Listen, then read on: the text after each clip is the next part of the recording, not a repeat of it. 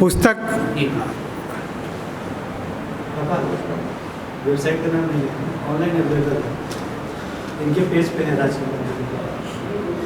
ठीक है, आप प्रश्न पूछेंगे कि हम उत्तर दें सीधे? नहीं हम पूछते हैं सर। धूमिल को लेकर क्या कुछ कहना चाहेंगे? किस तरह का ये मार्मिक शब्द है, लोगों के जहन में बसा हुआ है कि आज उनके मरणोपरांत भी इतने वर्ष बीत गए लेकिन लोग याद कर रहे हैं, क्या कुछ कहना चाहेंगे इसके लिए? देखिए, कवि बड़ा अपने शब्दों से ही होता है। उसके अक्षरों की बनावट बुनावट शब्द में जाते हैं और शब्द कविता तक पहुंचते हैं।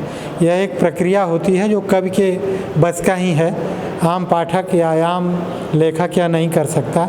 आज होड़ लगी है, कविताएं लिखी जा रही हैं, लेकिन रचना और भाषा के स्तर पर कविताएं उस तरह से आ नहीं रही हैं, भीड़ में गुम होती जा रही हैं। 46 साल धूमिल के निधन के बाद जो उनकी कविताएं आज इतनी मार्मिक और प्रासंगिक हैं, वह इसलिए हैं कि वह शब्दों का जो चयन करते हैं, जो अपने आसपास के शब्दों को कविता की ऊंचाई देते हैं, वह बहुत बड़ी चीज़ है। वह आज की कविता से प्राय लुप्त होता जा रहा है। जैसे कुछ कविताएं हम सुनाएं आपको।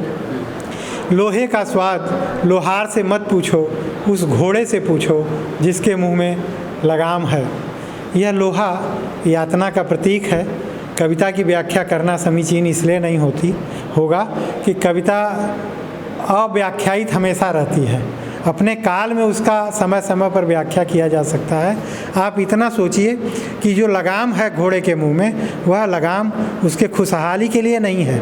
वह मनुष्य द्वारा उसकी यातना देकर उससे अपने मुताबिक घुमाने के लिए, अपने मुताबिक सवारी ढोने के लिए किया जाता है।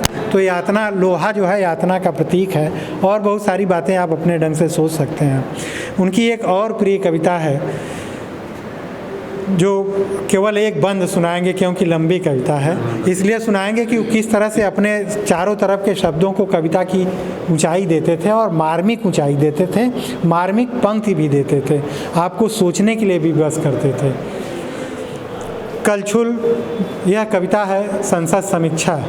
जैसा कि शीर्षक से ही लग रहा है कि संसद समीक्षा हो रही है, लेकिन यह संसद समीक्षा की, वह संसदीय प्रणाली की समीक्षा नहीं है, बल्कि यह आम जीवन में जुड़ी हुई रोटी के गुणा भाग की समीक्षा है, जो आम आदमी के भीतर सबसे बड़ी संसद के लिए तो यही सवाल है, वही समीक्षा है। तो वह कविता शुरू होती है। करछुल बटलोहिया से बतियाती है, चिमटा तवे से मचलता है, चूल्हा कुछ नहीं बोलता, सिर्फ जलता है और जलता रहता है। यह एक बंद है। कविता यहाँ से शुरू होती है। लंबी कविता है, पूरा नहीं पढ़ा जा सकता, यहाँ इतना समय नहीं है। लेकिन आप समझिए कि पहली पंक्ति करछुल बटलोहिया से कब बतियाएगी? जब बटलोहिया में दाल नहीं होगी तभी तो करछुल बतियाएगी, यानी खड़बड़ खड़बड़ करेगी। वह ध्वनि मार्मिक ध्वनि है। जिस रसोई में दाल नहीं है, केवल कलछुल उसमें घूम रही है, थोड़ा सा दाल बचा होगा। सही बात है। और चिमटा तवे पर कब मचलेगा? जब तवे पर मुकम्मल रोटी नहीं है। समझ रहे हैं ना? एक रोटी बनी फिर उतार ली गई और गिन कर रोटियां जहाँ बन रही है। इस पूरी लंबी कविता को पढ़ेंगे तो उसमें गिन कर रोटियां बनती हैं। पुस्तक के आज विमोचन हुआ, उसके बारे में बताइए कि जो उनके पाठक हैं, रेगुलर पाठक है, उनको कहाँ से मिलेगा, किस तरह का है पुस्तक, इसमें क्या समावेश है, संक्षिप्त थोड़ा। ये पूर्ण रूप से उनकी प्रकाशित अप्रकाशित जो अब तक हमें उपलब्ध हुई, वे सारी रचनाएं उनके 3 खंडों में आ गई हैं। राजकमल प्रकाशन नई दिल्ली से प्रकाशित हैं। ऑनलाइन, उनके ऑनलाइन और अमेज़ॉन साइट पर भी यह किताबें देश विदेश के लोगों द्वारा खरीदी जा सकती हैं। और कुछ है जो उनके पाठकों को आप संदेश देना चाहें, कुछ कहना चाहें, जिनसे जो लगाव है, जुड़ाव? देखिए, धूमिल की एक पंक्ति है, कविता मुजरिम के कटघरे में बेकसूर आदमी का हलफनामा है। धूमिल को ही नहीं बल्कि हर कवि को, चाहे वो आज का हो चाहे बहुत 500 साल पुराना हो, उसका पाठक वर्ग ही उसका न्यायालय होता है, उसकी कचहरी होता है।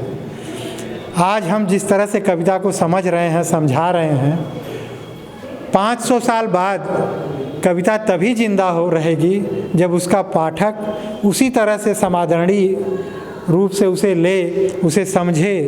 पाठक के सामने कविता की कचहरी या साहित्यकार की कचहरी हमेशा खुली रहती है, और उस न्यायालय में बेकसूर आदमी की तरह कविता पढ़ी जा रही है। तो हमें लग रहा है कि चूँकि समय का बेकसूर आदमी न्यायालय के कटघरे में खड़ा है और कविता को हलफनामा के रूप में मुझे दे रहा है, तो आपको बता दें, हलफनामा यानी शपथ पत्र यानी एफिडेविट बहुत ही शिद्दत से समय को व्याख्यायित करने के लिए बचा कर रखा जाता है।